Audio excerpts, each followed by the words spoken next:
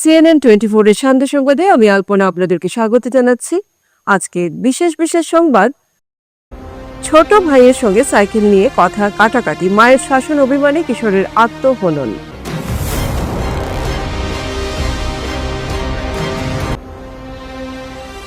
March শিলচরে আসছেন দেশের প্রধানমন্ত্রী। জনসভার প্রস্তুতি খতিয়ে রাখেন মন্ত্রী পীযূষ হাজারিকা।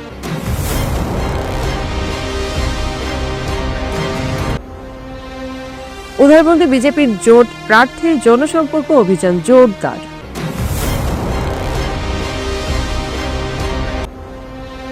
সোনার পাওয়ার গ্রিড টাওয়ার থেকে এক যুবকের ঝুলন্ত দেহ উদ্ধারকে ঘিরে চাঞ্চল্য।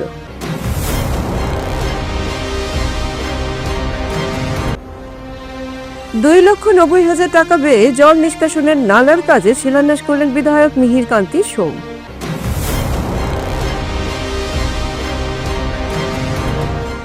এবারে সংবাদ বিস্তারিত। পূর্ব সোনায় নতুন রামনগর প্রথম খণ্ড গ্রামে এক হৃদয় বিদারক ঘটনায় শোকের ছায়া নেমে এসেছে। সামান্য পারিবারিক মনোমালিন্য ও মায়ের শাসনকে কেন্দ্র করে অভিমানে এক কিশোর আত্মহননের পথ বেছে নিয়েছে বলে অভিযোগ। সকাল প্রায় 8টা নাগাদ গরু চড়াতে যাওয়া স্থানীয়দের নজরে পড়ে বিষয়টি। পরে পরিচয় নিশ্চিত হয় সে রামনগর প্রথম খণ্ডের বাসিন্দা তাজিম উদ্দিন বারভুইয়া, দ্বিতীয় পুত্র সাজ্জাদ নূর বারভুইয়া। পরিবার সূত্রে জানা গিয়েছে রবিবার সন্ধ্যার পর তাকেই সাজ্জাদ নিখোঁজ ছিল।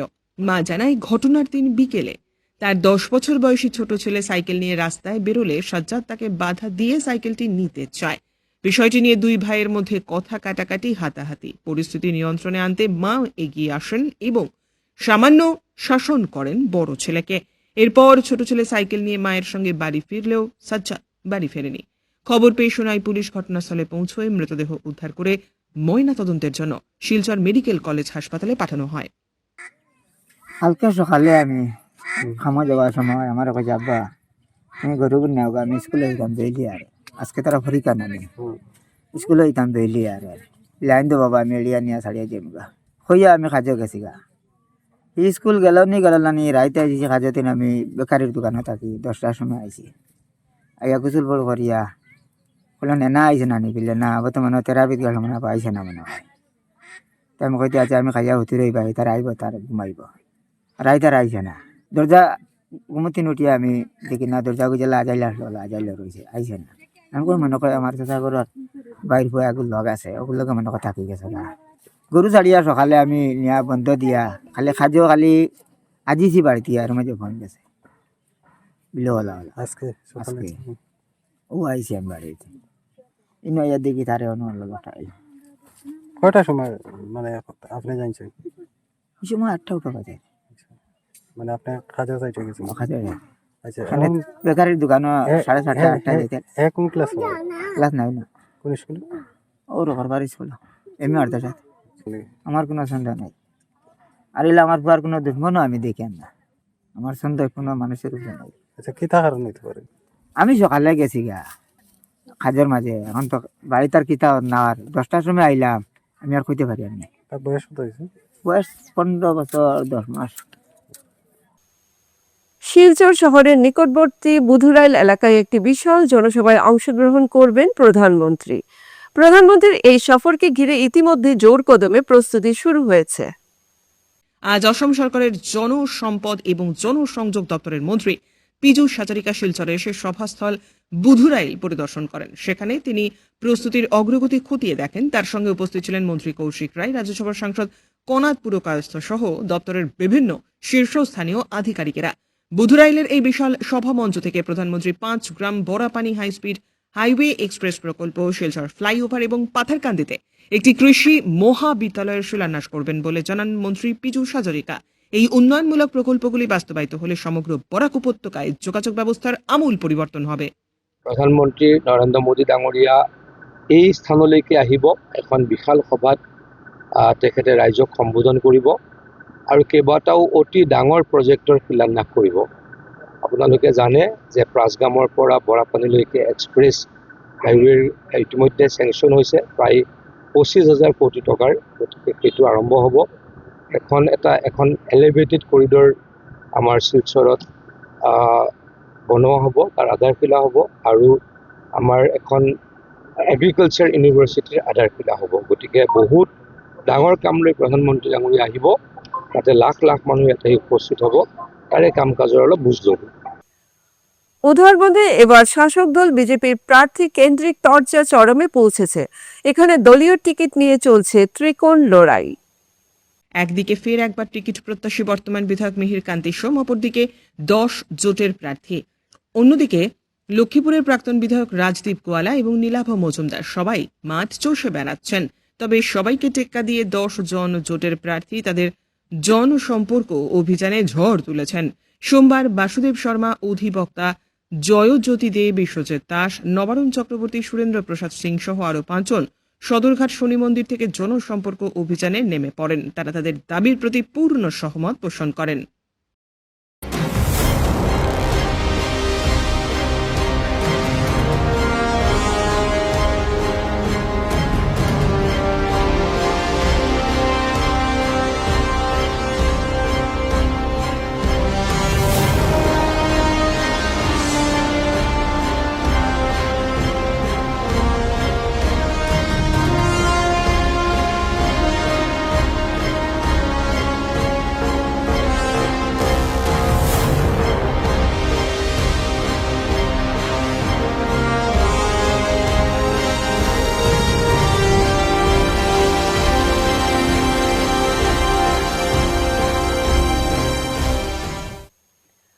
সোনাই এলাকায় একটি পাওয়ার দি টাওয়ার থেকে এক যুবকের ঝুলন্ত দেহ উদ্ধারকে ঘিরে চাঞ্চল্য ছড়িয়েছে।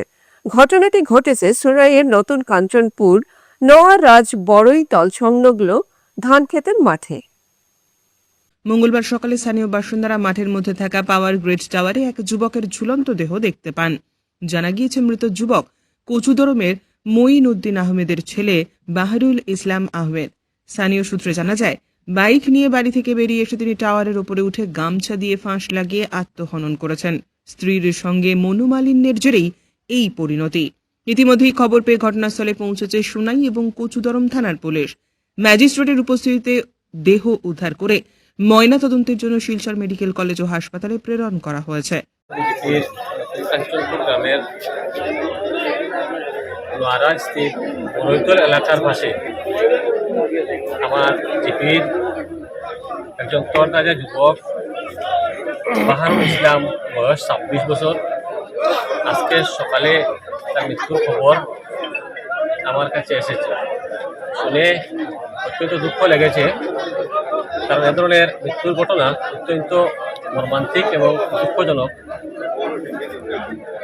এখানে উপস্থিত হওয়ার পর আমি এখানে লোকাল পাবলিক এদের সঙ্গে কথা বললে একটা কথা এখানে বেরিয়ে এসেছে যে স্বামী স্ত্রীর মাঝে পারিবারিক কিংবা একটা দ্বন্দ্ব আছে।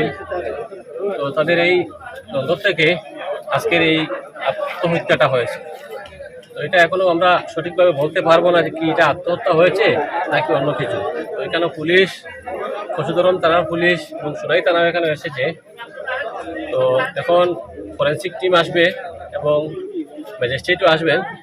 তো তারপরে বাকি প্রসেসগুলো এখানে হবে, তারপরে পাওয়া যাবে কি এটা কি কোনো ধরনের হত্যা হয়েছে কি আত্মহত্যা। তো এখন পর্যন্ত যেটা আমাদের কাছে যে ধরনের পাবলিকের যেটা রেসপন্স আমরা যেটা পাইছি, এটার থেকে আমরা দেখতে পারছি এটা একটা আত্মহত্যা। তো বয়সও কম হিসাবে দুঃখ লাগে, রমজান মাস আর এ ধরনের ঘটনা, এটা তো মনটা একটু মানে জল লাগে আর কি। তো আমি বিশেষ করে যুব সমাজেরই আজকের এই ঘটনার থেকে একটা জিনিসও কইতাম চাইব, দেখো যদি এটা আত্মহত্যা দেখে তো আমরা বিশেষ করে এই ধরনের পথ বাঁচিয়া না লওয়াটা বালা, না লইয়া আমরা অন্য বিকল্প চিন্তাধারা করার দরকার আছে। কারণ আজকে একটা জান গেলে এই বয়সও অনেক ধরনের মনের মাঝে একটা আঘাত হয় আর কি। তো ওটাই আমি বিশেষ করে যুবকদের কাছে আমার আবেদন করব। আর যেটা হয়ে গেছে এটা তো আমরা কিছু করারও নাই কেন, তো ওটাই আমার বিশেষ করে। নির্বাচন নির্ঘণ্ট যে কোনো সময় ঘোষণা করতে পারে নির্বাচন কমিশন। তাই চলছে শিলান্যাস আর উদ্বোধন।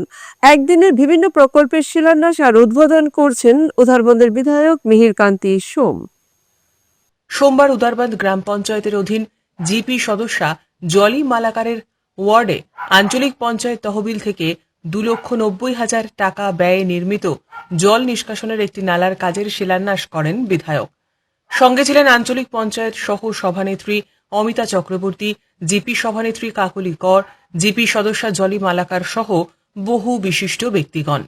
বিধায়ক বলেন, বিজেপি সরকার আসার পর উদারবানদের সার্বিক চেহারা পাল্টে গিয়েছে। বিগত 60 বছরে কংগ্রেস উদারবানদের যে হতশ্রী চেহারা হয়েছিল তা আপনারা লক্ষ্য করেছেন। তাই ওই সরকারকে বাঁচিয়ে রাখুন। ওই দিন আঞ্চলিক পঞ্চায়েত তহবিল থেকে পরিমল বালা প্রাথমিক বিদ্যালয়ে যাবার নালায় কালভার্ট নির্মাণের ভিত্তিপ্রস্তর স্থাপন করেন। আজকের বিস্তারিত সংবাদ এখানে সমাপ্ত হলো। ধন্যবাদ।